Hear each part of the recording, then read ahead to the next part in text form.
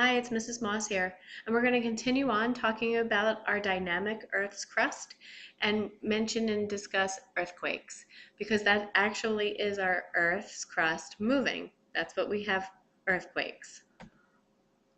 So let's get into it. The movement of the Earth's crust along a fault produces seismic waves that travel through the Earth, and it causes the ground to vibrate and shake.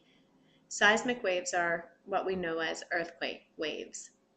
And as we mentioned in our last screencast, the fault is a crack in the crust where the movement has occurred. So here's a diagram of what we're talking about. You see the fault that runs from the top of the surface all the way inside the interior of the Earth. And we're going to see these two terms, focus and epicenter, within the next slide.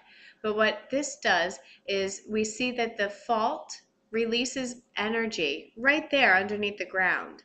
And because that energy is being released and travels through the layers of the Earth to get to the Earth's surface, well, that's how we are able to feel and notice the earthquakes at the surface, because the waves that are produced and that energy that is released at the moment that fault breaks. So let's talk terminology. The location underground where the earthquake actually occurs is the focus of the earthquake. And the epicenter is the location on the Earth's surface directly above the focus where the earthquake is felt most strongly. How we measure an earthquake is by using two different scales. The Richter scale measures the magnitude of those energy waves being released. This is the one that's most commonly used, and I think it's also the most reliable for finding the epicenter. The other scale is called the Mercalli intensity scale, or the Mercalli scale, and this measures damage, and it's based on people's observation. So if you look through this list, it's describing certain people and what they felt, if they felt shaking or if they saw damage to buildings. That will discuss the intensity, and it goes from 1 to 12. Our Richter scale goes from 1 to 7, and that is what this RM stands for, the Richter magnitude. Okay, so it goes from 1 to 7, but this is based on the energy of the waves, whereas the intensity of the Mercalli scale is based on people's records and reporting of damage that occurred in their area. So the movement of the crust along the fault generates energy waves, as we said before, called seismic waves. And there are three different types of seismic waves that we look at. Today, we're going to focus on two: primary waves, or P waves, and S waves, or secondary waves. The characteristics of primary waves: the P waves travel fastest. They arrive at the recording station first. They vibrate parallel to the direction that the wave is traveling. And the P waves can travel through or penetrate any substance, solid, liquid, or gas. The secondary waves are opposite. They travel slower, they arrive second at the recording station, and they vibrate perpendicular to the direction that the wave travels. S waves can only go through solids. So here, when we're remembering the difference between P and S waves, one of the nice things is that we can make it easy by remembering S for secondary, S for slower, S for arriving second, and S for traveling only through solids. This is important to remember, and if you want to circle the S's in your notes, it's a good strategy, a good tool to remember. So here's a demonstration of how these waves move differently through the Earth. This is, as we said, a parallel motion. It goes from side to side, and this will allow the P wave to travel faster because of this motion. The S wave goes up and down, or perpendicular to the waves that were released. So the upward down motion makes it go a little slower, meaning it will arrive at the station, the recording station, second. This is a great animation.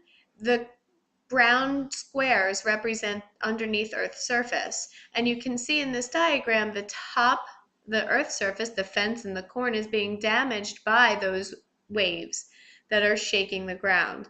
These, because they're going side to side like this, these are the P waves. Let's take a look at the S waves.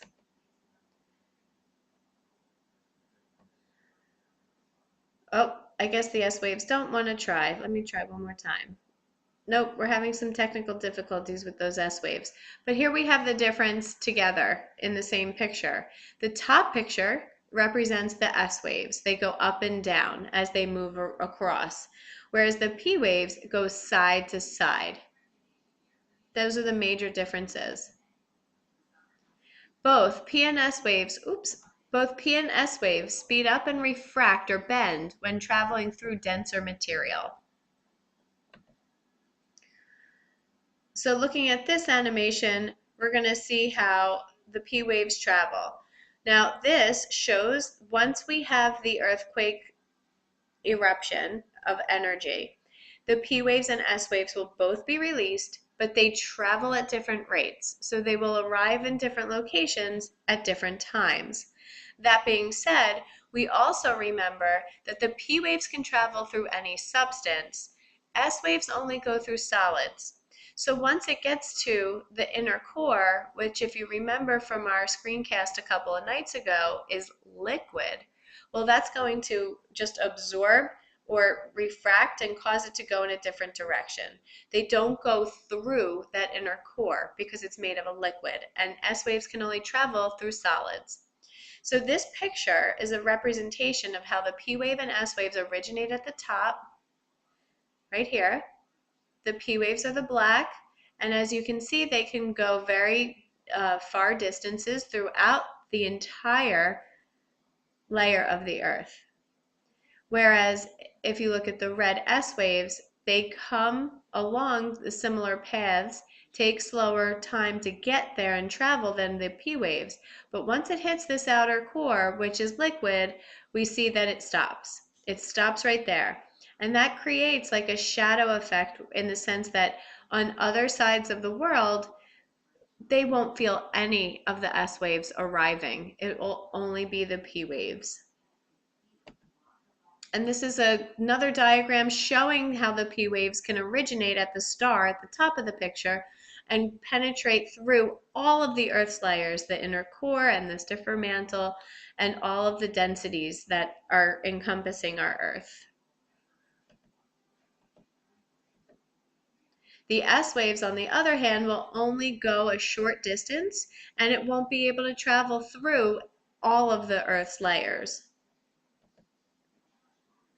Here's some damage that we see that have happened based on hurricanes, causes major, major, major destruction. This is a car that got squished in someone's home that had collapsed from an earthquake. And that's the end of earthquakes, the first part. We're going to talk more about our PNS waves and how they are recorded at by different instruments around the world. See you tomorrow.